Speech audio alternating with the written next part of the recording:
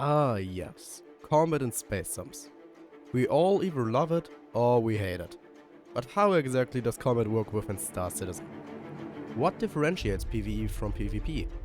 Is skill of importance, and what if you get randomly attacked whilst minding your own business?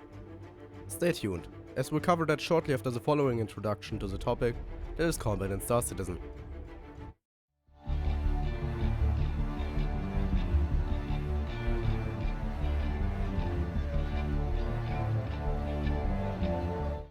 As many of you may know, Star Citizen is a PvP-VE game. This means that there's both PvP and PvE game elements present, but it also means that neither of the two is a definitive gameplay style. Today, I want to take a dive into the topic that is combat in Star Citizen. For your convenience, I've created a small table of contents following directly after this short introduction.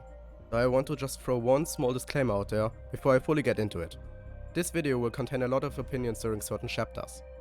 Therefore, I kindly request of you that you do not try to push your own opinion onto others via verbal attacks or other outlashes.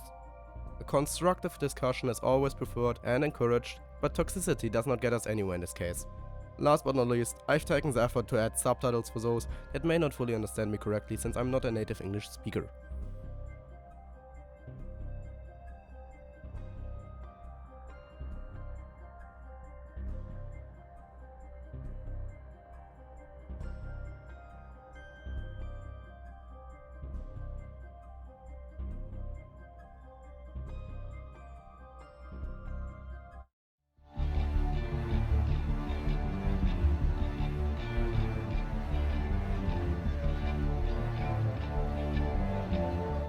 Combat in Star Citizen is fairly simple. You can either participate in action via a ship, on foot, or in a vehicle. Most vehicles are outfitted with weapons that can either be fired by the pilot or other crew members. Almost all vehicles and ships have a shield generator of their respective size installed and will provide a barrier against incoming fire. It is important to allocate power to the correct subsystem at the correct time, as incorrect power management can result in devastating outcomes during an engagement. An example would be not allocating enough power to your shields when they are recharging, but allocating power to them when they are not. This effectively nullifies the effect and reduces your combat effectiveness drastically. Other than that, pilots are also able to fire a wide selection of ordnance, ranging from different missiles all the way to bombs at their enemies. Although it should be noted that releasing bombs requires an atmosphere and is currently restricted to the A2 bomber, which is manufactured by Crusader Industries. All missiles have a minimum and maximum lock range, lock strength, and lock speed. For example, some missiles may lock really quickly but can easily be avoided by moving out of line of sight. Other missiles may lock slower, but they keep their target lock up even when the target has dropped 2 to 3 flares. When being locked by a missile, pilots will hear an audio clue. When the missile is fired and locks them, they get another audio clue in the form of a beeping noise. Moving on, all ships in Star Citizen have different top speeds and turn differently from each other. The Aegis Dynamics Hammerhead, a gunboat with turrets covering every angle, is very slow and sluggish, whereas an Anvil Aerospace Arrow fighter turns rapidly and can zip across the battlefield. When engaging in a fight, you should always pay attention to the opposition's choice of ship, as this could determine what tactics you should employ.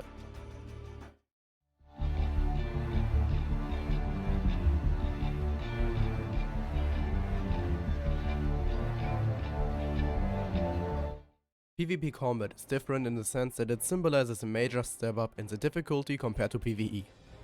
Players can be unpredictable and often very deadly compared to their NPC counterparts, which are only as good as a walnut trying to achieve consciousness. This unpredictability is what differentiates PvP the most from PvE, although there's also other aspects. First and foremost, other players can track you down on foot when you have a bounty, which is gained by achieving a crime set level that is higher than 3. NPCs would not be able to follow you down to the surface on foot, but a player can come for you at any moment. This adds a sense of danger to the game, making it a refreshing and bone-nagging experience to clear your crime set every single time. Other than that, players fly very differently compared to AIs. They employ strategies and tactics, have comprehensive situational awareness, and know when to shoot and when to back up. Unless you're flying an Aurora against the ground, of course. In that case, you're not better than your AI brothers. I'm sorry, but... Ah! Oh fuck! Oh fuck! I'm in it! Ha! Ha! Ha!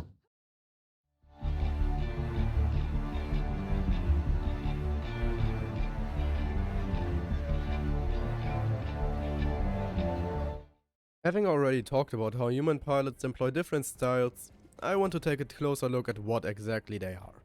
However, I will not be discussing any tactics, as that would make this video way too long. Instead, refer to amazing dogfighters such as Avenger 1 and search for topics such as the skidded roll or the roll aim. Maybe I'll make my own video about them one day, but for the time being, refer to other people's videos. The first style that I want to talk about is flying in decoupled mode. The decoupled mode works very similar to the coupled mode, with the major difference being that you can experience Newton's first law of motion in some capacity. Now, when you apply say 1g of force via your bottom thrusters, your ship will keep on floating upwards until you counteract that movement via your top thrusters. However, the pitch, yaw and roll inputs are unchanged and will not be cancelled out. One thing to note is that gravity will pull your ship down when you're skidding over a planet. Decoupled mode fully disables your hovering unless you deploy your landing gear, which will try to keep you on your course. Next up are the two different types of pips. The term pip is short for predicted impact point. There are two types of pips in Star Citizen, those being the lag and lead pip. The lead pip will show you where to aim your guns at to hit your target, whereas the lag pip will show you the impact point of your bullets. This can be particularly useful when you're trying to surgically disable a ship by blowing its thrusters out or trying to aim at certain points of a ship.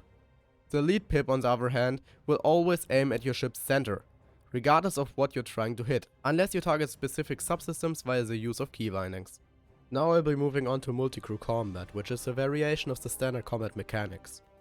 As already said, most medium and large ships have a spot for a gunner. Turrets work very similar to ship weapons, with the exception being that they can usually rotate in a 360-degree arc around themselves. This, combined with the exponentially higher weapon capacitor charge, makes them deadly anti-fighter tools. Whilst most medium ships and large ones sport a turret, some small ones do too. An example would be the Robert Space Industries Scorpius Heavy Fighter or the Anvil Aerospace Hurricane. Both feature pilot weapons and a turret for a second player. Lastly, I want to mention the importance of your MFD layout when starting out in combat. I personally like to set two of my MFDs that are in my field of view to myself and target status, and the other two which are out of my field of view to power management and shield status. This means that I can keep an eye on my own shields rather easily, while still being able to see my enemy's status. When I have to charge my shields, I can simply look down and wait for the shield MFD to display an exclamation mark icon next to the power bar, which means that it's charging. At that point, I will simply reroute all my power to the shields. As long as it's not recharging, there's no real point in having any power allocated to the shields. Instead, you should keep it routed to either your engines or your weapons for an ideal combat scenario.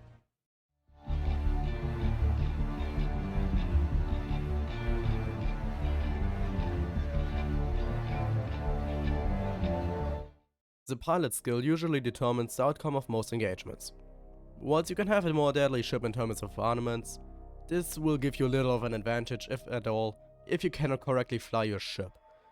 In Star Citizen, even the smallest ships can take down the largest ones, albeit with a bit of time. You do not need that fancy $250 ship to win. No, not at all. You simply need to get better.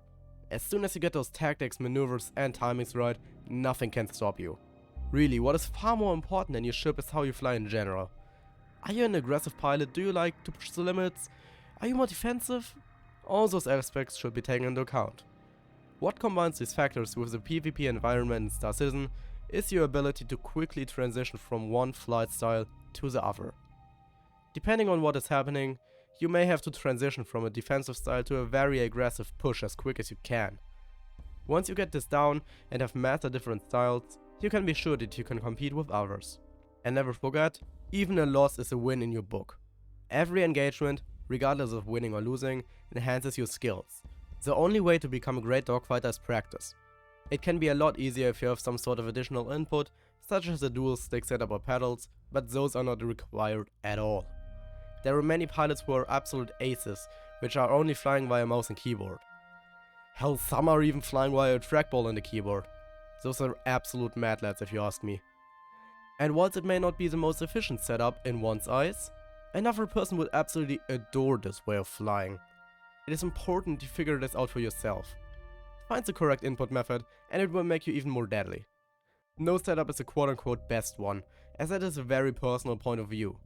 What matters is your skill and how you apply your knowledge in an engagement.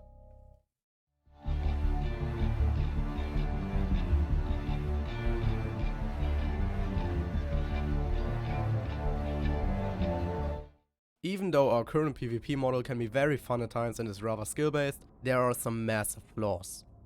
One being the absolute mess that are the Amazon Web Services that Cloud Imperium game uses. Whenever the hamster in his little wheel, which is propped up to keep the AWS servers running, trips, there's some ungodly desync and rubber banding. This becomes even more apparent when the server itself is already on its last leg for running at least 12 hours already. It is impossible to have a great fight when rubber banding lags your enemy over 2 kilometers away from you at times. CIG has already addressed some of these issues with the networking in the past, and whilst it is true that they have been significantly reduced, they still pop up here and there, resulting in absolute dissatisfaction. Another issue is fairly straightforward: bugs.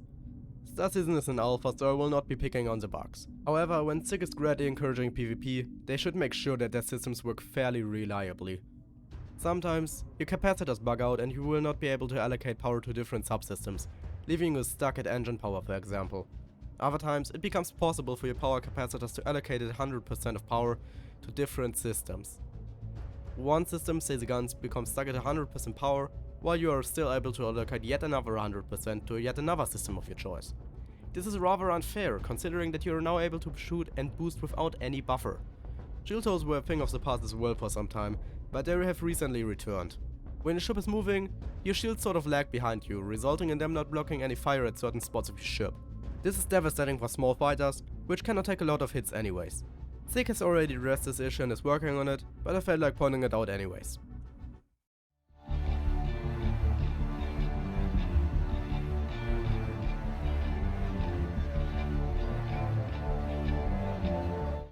We all love it.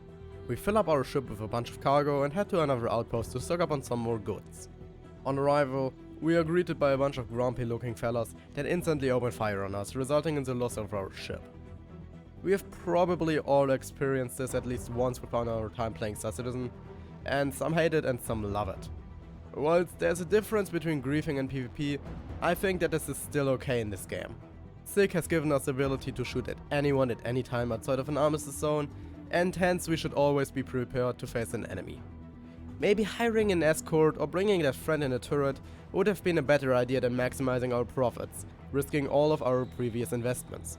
I personally believe that any engagement that does not make use of exploits or glitches should be regarded as fair game. Sure, you may not have a chance to fight back in your caterpillar against a fighter tailing your rear end, but that's why you have turrets.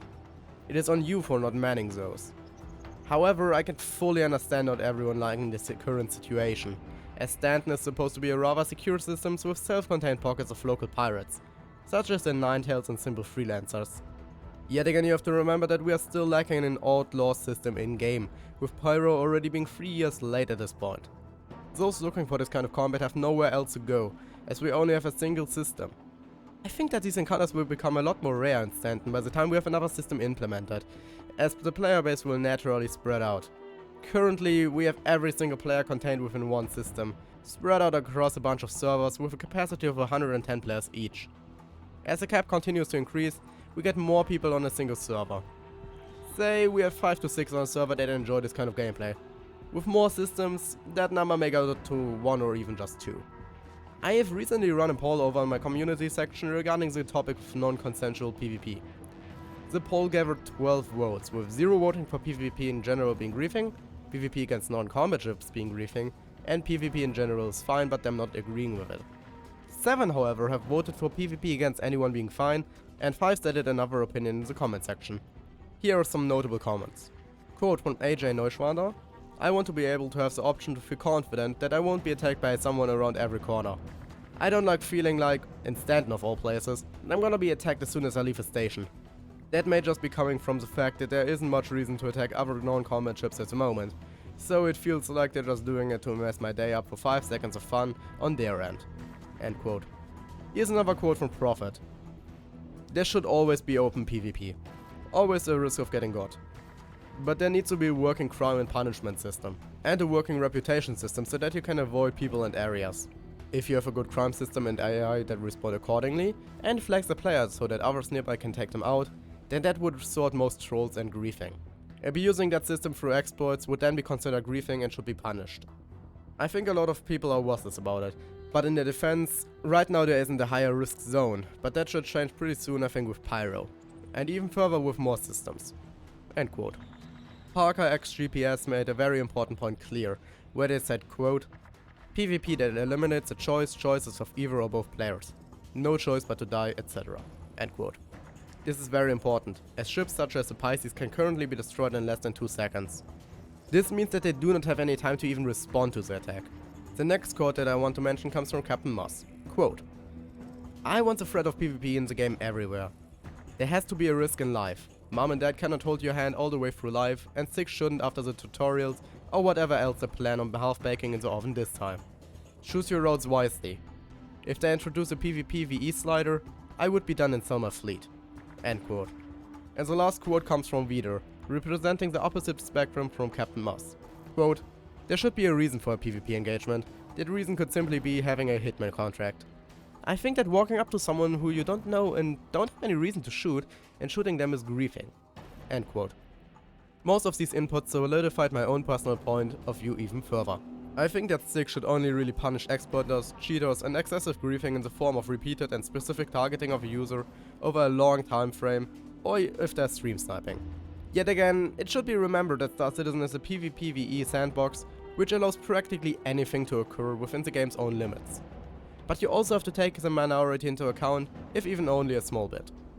I can fully understand people like Vider and their point of view. It sucks to be shot without any sort of gameplay reason, just for shits and giggles. However, as Prophet pointed out, there isn't any sort of crime and punishment system in the game currently. The current prison mechanics can easily be circumvented by simply doing something in the mines for 10 minutes, and the bounty payout for a criminal player is way too low. There's no real risk for killing someone or being on the shady side of the law. Even such a thing as a reputation hit that would build up to increase claim times drastically within a jurisdiction would probably discourage random player killings. But like Captain Moss pointed out already, Sig is not here to hold your hand. Whenever you leave an armistice zone, you get a visual reminder that you have left a zone of relative safety. It tells you to be cautious. Yet so many people go around in chat yelling that they just bought a whole ship of Laranite, for example, and then they get angry when they are shot at. You gave your location away, deal with it. Or simply not paying attention to your surroundings is another issue. Unless a ganker employs a mantis, you can simply jump away before it's too late. Hit the boost, spool the drive, and blindly jump to any marker and cancel the jump again. You are now in the clear. Atmospheres are also not much of an issue, since you are dropped out slightly above or slightly under the quantum jump ceiling. You can simply make a run for it. Now, this is just my own personal opinion, please remember that. And also feel free to share your own one in the comments as well, but as I said already, please remember to stay away from toxicity. Thank you.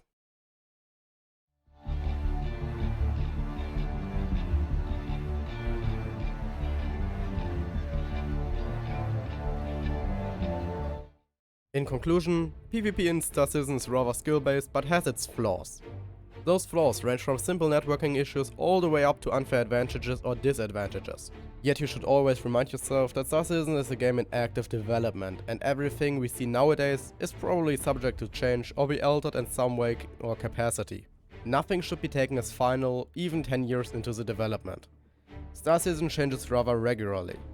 I thank you for listening to me ramble about this topic for so long, and I wish you a great day. But just before you go, I want to have a quick afterword.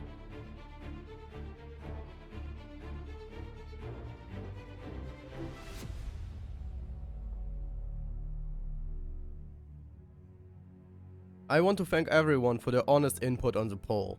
You amazing people such as AJ, Nushwander, Vider, Prophet, Parker XGPS, Mr. Peter, and Captain Moss have made this video possible, as that poll initially gave me the idea to work on this further.